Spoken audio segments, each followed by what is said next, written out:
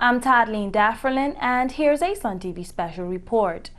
Since his controversial extradition from Brazil in January of this year, former Premier Michael Misick has basically kept a low profile. But last week, the 47-year-old Misick spoke exclusively with Sun TV and the Sun newspaper from his penthouse in Grace Bay on the island of Providenciales in the presence of his British lawyer Queen's Counsel Courtney Griffiths. Among the issues he touched on were his time in Brazilian jail, the PNP losing its headquarters, how the current PNP administration is performing, whether the TCI is ready for independence, and also what is needed to kickstart the economy. Sun TV first asked him whether he regret not staying at home to face the charges instead of going to the DR and Brazil. He explained his reason for going to Brazil, where he applied for political asylum, but it was turned down. In life, you say they never regret the lesson learned. I mean, I left. What is important to put in context that I never really left home after I resigned. I was spending time between Turks and Caicos and the Dominican Republic. And coming back often. As you can remember, I was involved with the demonstration on the airport road. And so the perception that after I resigned, left is one that needed to be dispelled. I went to Brazil to apply for political asylum after it was clear to me that the prosecution team were more interested in political prosecution than a genuine investigation to find the truth. And then when you had an interim administration, interim British administration that was clearly more interested in a conviction by any cause. I mean, they've changed the Constitution to abolish our right to a jury trial. They've changed laws having to do with evidence, including the hearsay rule, and then in the whole way that the investigation was being conducted, it was clear to me and my colleagues that they were after one thing and one thing only. And so I think it was important that I highlight the injustice that we saw and perceived that was taking place. And therefore, that is my reason for going to Brazil to apply for political asylum. The rest is history, as we say, and the way it turned out. But in that regard, the experience was one that has made me stronger, has certainly made me even more determined to fight for the freedom and prosperity of Turks and Caicos people. We asked him what struck him the most on his return to the TCI, and here's what he had to say. What has struck me the most is the length of which the British government, and by extension the interim administration, by extension the British government, has gone to basically destroy the gains that we made during the 7 years of my administration, and also prior administrations. You have institutions like TCI Bank that did not have to fail, where hundreds of people has lost millions of dollars for no good reason, other than the fact that the British government was determined to get rid of institutions that we created. You know, you have Turks and Caicos, TCI Bank, you have TCI New Media, and you have the TC Invest that they got rid of. In addition to that, the middle class, we were on a crusade to empower our people, to create a middle and wealth class. What struck me is that during the 4 years of the interim administration, they systematically wipe out the gains that people have made in the middle class that we've created with Turks and Caicos Islanders by taking back properties. When I was in office, we were spending $30 million a year on scholarship. Today, scholarship is a people talk about it as if it's a distant memory, and so how are you going to build a country if you're not educating your your people. Um, People who have, who have, in some case, have their homes. A lot of people have lost their homes. People who had crown land, who have built partly on it, or have not even built on it, but have paid their lease.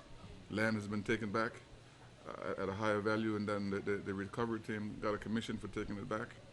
Or in many cases, in trying to renew their lease, the government has, the British government, the interim administration, have increased the value of that land so much that it is impossible for people to continue to own that land. And so, and also, when you look at when I was in office, and there were very few, if any, I think probably the only British person that was there was the governor. Now, every important position in government is now a British person. And so not only do they control the government, but they've also made sure that their people now control the economy. And so some of the small businesses and medium businesses that we create, people have gone out of business. All of the business now is in the hands of people other than Turks and Caicos Islanders. When we were in office, downtown meant something. We had strong government presences there. They have systematically moved government offices from downtown into Turks and Caicos Islanders rented space and gradually move it uptown to whether it's the IGA complex or in Grace Bay at other areas, thereby, again, people who have invested in facilities that were rented by the government now have to have their facilities empty. And so there seemed to have been a systematic decision or movement to basically the middle class and the little wealth that we had created for people have disappeared. Asked how we should go about correcting the wrongs that he identified, he said the present PNP, which is led by Dr. Rufus Ewing, has a responsibility to do more. He also stressed that pursuing independence is the best option for the TCI at this time. I believe that the present government has a responsibility and an opportunity to begin to correct those wrongs. I believe that they have to go back to basics of making sure that Turks and Caicos Islands are involved in every aspect of our economy, that in hiring practice in relation to government, to make sure that we hire qualified Turks and Caicos Islanders, and that they have an opportunity to be promoted and to be given some of these positions that they have brought in people from the UK to take over. But also, I believe that, really, as a people, we have to decide what we want. And it's my firm belief that as long as the British government, as long as we are a British colony, we will never have true peace or prosperity. And so for me, pursuing independence is the only route to true peace, prosperity, and as the Americans would say, the pursuit of happiness. Because you can't have a situation where, when you look back through our history, where every time you have a local government who is built up in the economy, every time we're on a path to greatness, you have this intervention by the British government, because they're, for whatever reason, primarily because their supporters on the ground feel that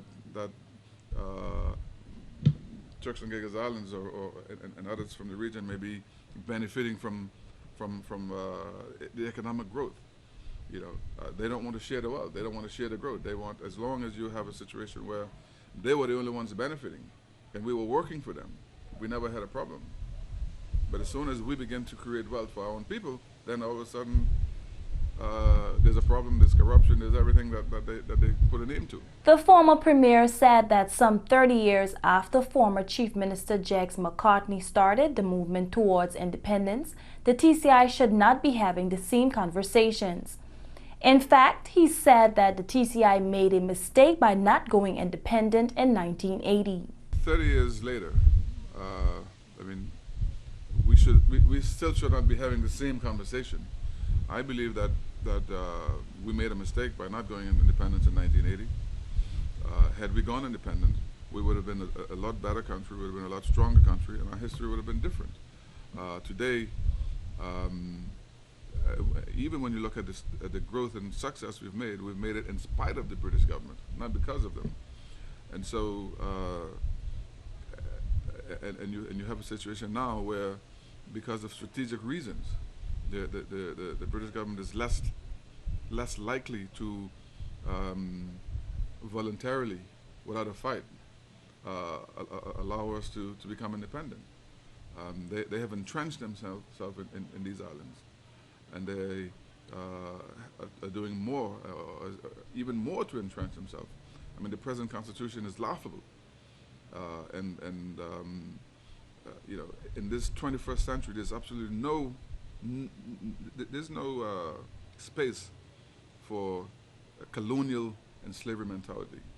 There's no space where you can have, you know, a white man from England come down and think they're God over a black country. It's still incredible that in the 21st century, 500 miles of the coast of North America, with the first black president, that we have a country that is governed in an antiquated way. And so the climate of fear that they have instilled on our people. And so people are more afraid now than they were 20 years ago, 10 years ago, 15 years ago. And my message is that, you know, there's nothing to be afraid of. It's time that we stand up and fight back and take our country back. And at the end of the day, I believe that there's absolutely no reason for anyone other than ourselves to govern our country. We have elections every 4 years. Ultimately, it should be up to the people to decide who governs them. You have a situation now where even when a government is elected, they cannot pursue their own policy, because their policies have to be subject to governing principles that are set by an external factor, the British government. We asked the former premier if he believes that the Turks and Caicos Islands is ready for independence. Here's his answer. You know, that question is an age-old question. They would say, you know, well, black people ready to be free from slavery? It is our right to be. It's not a proper question. It is our right to be independent. It's our right to self-govern ourselves, to govern ourselves. I believe that we're ready. I believe we have educated Turks and Caicos Islands that can govern. We see that the progress that was made under both PDM and PNP. We see that during the interim administration there was a depression. And so it is not a case where we get any economic benefit from being a British territory. 90% of our economy is American-based. All of the tourists come from the United States. The dollar is the United States. All of our trade is with the United States. So what is it that the British is bringing to the table again? I don't know. And so they don't give us a dime. All of the infrastructure that we built was built from taxpayers' money. And in fact, what they have done in the 4 years has put us farther and farther into debt. And it is my belief that it was a strategic decision on their part to borrow this $260 million during the time that there was an interim administration. And that is why it is my firm position that the $260 million that was borrowed by the British government to prop up their administration is not a legitimate government, not a legitimate borrowing of the Turks and Caicos people. The only people who can borrow on behalf of the Turks and Caicos people is an elected government. And so the British is trying to do exactly what the French did to Haiti, to us. So they laden you with that. They put very stringent payback requirements. And so already some of our politicians are saying, well, we can't even discuss independence until we pay off the debt, which is not our debt. And so it is a way to control control our future. And so we have to break this chain. We have to break this this mental slavery, and we have to say clearly to the British government that we will not honor any monies that was borrowed during the time of of the interim administration. It was the PNP administration led by Michael Misick which presided over one of the most prosperous periods of economic development in the Turks and Caicos Islands. We asked him what he thinks would be required to kickstart the economy. He said, among other things, that the payroll tax is the wrong tax for the wrong people. The first thing is that you don't grow an economy by taxation.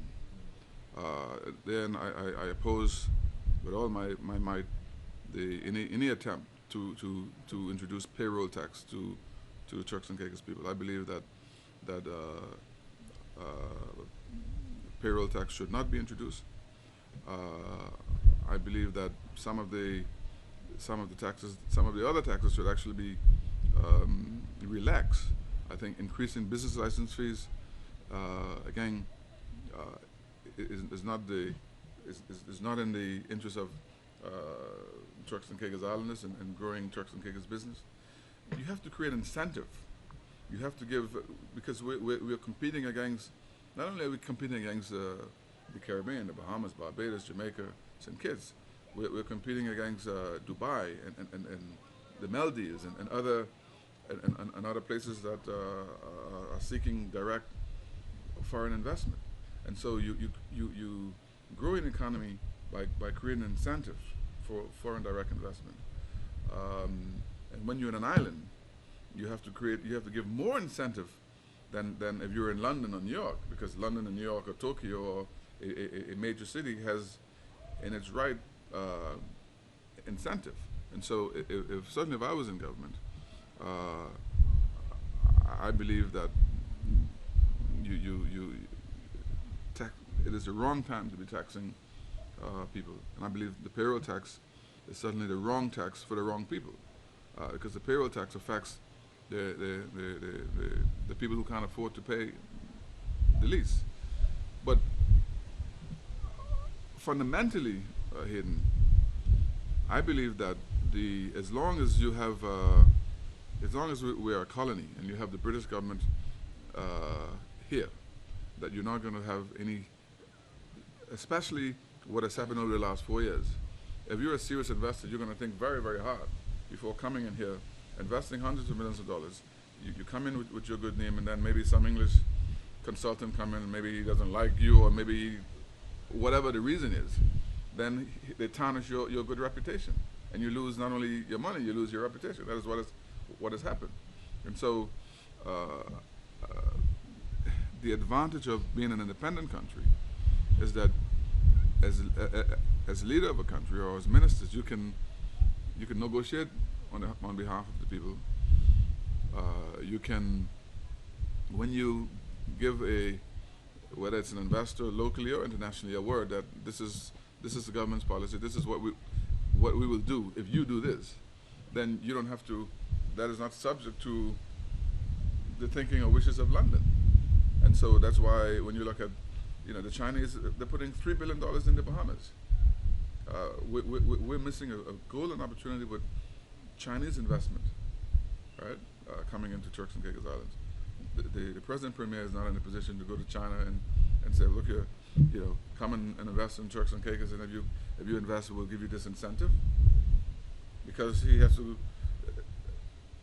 has to check to see whether the governor or the foreign secretary would agree with these incentives. Okay, so it is time for us to grow up. It's time for us to become men and women and not children, and to say that we want to govern ourselves. We want to control our own destiny. We feel strongly that it's our indelible right to govern ourselves. To building a nation takes time, but you don't have to. Some people are saying, well, you should wait until you have a certain amount of development to go independent. And independence is like freedom. It's a question of mind, and so you can build as you go along, rather than saying, well, we have to wait until you've completely developed the country, and then you go independent. The former premier said if he was here and leader of the PNP would never have lost its Airport Road headquarters, which the court ruled must be turned over to the Crown. Let me go on record as saying if I was here, the PNP would have never lost their headquarters. If I was leader of the PNP, they would have never lost their headquarters. If I was here and they attempt to take the headquarters, I would be there, and they would have to literally move me and others out of the way. You cannot have it as a direct attack on democracy when the interim government took away the headquarters of one of the main political parties. Throughout the periods in our growth and development,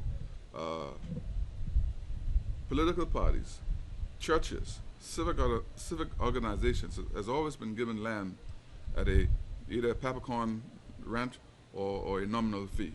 So, and there's always been a case where sometimes people have built on land that that is not quite sorted out, but past governments, both PDM and PNP, would then rectify the situation. And so, just like with the National Stadium, for the government to agree anything other than for the headquarters of the PNP has to go back to the PNP. It's the PNP's money. It's the PNP headquarters. And so I've said to the premier, it's a simple solution. He's the premier. He's head of government business. He should take a paper to cabinet, laying out the background and history of the PNP headquarters, and then recommend to cabinet that the PNP headquarters be returned back to the PNP. Misick, who was the country's first premier, said there's the perception that the present PNP government is not strong enough when it comes to opposing the Brits. To use his words, he said you cannot run a country by being softy. I could only go by what I see, and I believe the perception is that the government is not strong enough or doesn't oppose the will of the British enough. Now, I'm a PNP. I still have confidence in the government, but clearly, it is time for them to stand up. You know, you cannot run a country, especially in a colonial setting, by being softy. You have to stand for what you believe in. You have to represent the interests of the people, and then when you have obstruction or obstacle from the British government, then you have to come back to the people and let them know. Because at the end of the day, this is our country. This country belongs to all of us. And so I believe that in spite of the weakness of the Constitution, there are things that can be done to advance the goodwill and the interests of Turks and Caicos people. I'm still hopeful that the government will do it. The government is almost midterm, so they still have an opportunity. But they need to do more. They need to show that they are not accepting everything and anything that is just pushed down their throats. And unfortunately, that is the perception that the public have. And so the onus is on them to change that perception. Sun TV also asked the former premier if he would enter politics again. Here's what he had to say. I will always be involved in the growth and development and advancement of our country. Mahatma Gandhi was not a politician, but he was responsible for leading India into independence. Martin Luther King Jr. was not a politician. He led the civil rights movement in the United States. So, strictly speaking, you don't have to be a politician to be a part of a change. My top priority, obviously, is to clear my name. This is why I resigned in 2009, was to clear my name. And I'm working feverishly to do that. Clearly, you know, myself and my colleagues were innocent. I believe we're being politically persecuted. And once this is behind me, my faith, my future is in God's hands. And so wherever God leads, I would follow. And so with that question, we would never say never. He said it is important to understand that the people of the TCI are not against the British people, but the relationship between the UK and the TCI has broken down beyond repair. You don't go through, and I'm not one to I and Mike. I'm not one to cry. I'm not a crybaby. So I take my licking and keep on ticking. And so but you don't go through, and the others who have gone through even probably more dramatic situation than I have. I mean, obviously being in prison in a foreign country, you don't know the language, you don't know the culture, you don't know the people, you don't know what they're talking. People talking about you, and so it has had a dramatic impact on me.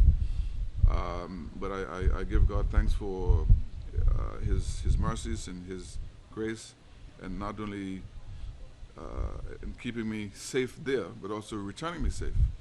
Because one thing with being in prison is that whether you're in prison or you're oppressed, it's all about your mind. Because they can imprison your body, but it's up to you whether you allow them to imprison your mind. And God has given me the opportunity to come out with a straight mind, and strong, as I said, stronger than ever, and even more determined.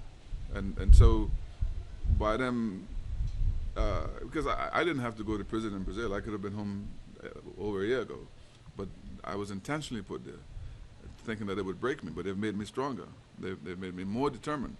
They've made me even more fearless. And so I thank God for that, and I thank them for that, because now I know without a shadow of a doubt that the relationship with the Turks and Caicos and the British government is irretrievably breaking down. That there's no future. It's like a marriage. It's over. Sometimes people are married and the marriage are over for years, and they're just living in the house for the sake of the children. And so, as far as I'm concerned, the relationship with the British government, the people of the Turks and Caicos, is over. And the sooner they come to grips with that, is better for all of us. Young people who have benefited from the growth and development and education, we need to begin to educate ourselves, others, about what is the benefit of being a colony in this day and age, and what is the benefit and what is the liability. Does the British government give us any money? And the answer is no. What is the level of foreign direct foreign investment from the UK? The only foreign investor from the UK we have here is a shark. What is the amount of British tourists that comes to the islands? British tourists is important, but the reality is that very few, mostly consultants from the Foreign Office, right? And so, not that is not an area, particularly with British tourism, British investment, that we may not want to look at. But the reality is that at the moment, and historically, there's been very, very few. But even if you do get British investment or British tourists, it doesn't mean that you have to be British. Barbados, for example, I think one of the, maybe 50% of their, or 30-40% of their visitors comes from the UK. They've been independent since 1966, was it? Yeah. And so it is important to note that we're not anti-British people, because they're good, hard-working British people who may want to come to visit, may want to come to invest. We're just saying that the relationship, the colonial relationship, is a thing of the past, and this is what I've been talking about during the time of my administration. This is the reason I believe that I'm being politically persecuted.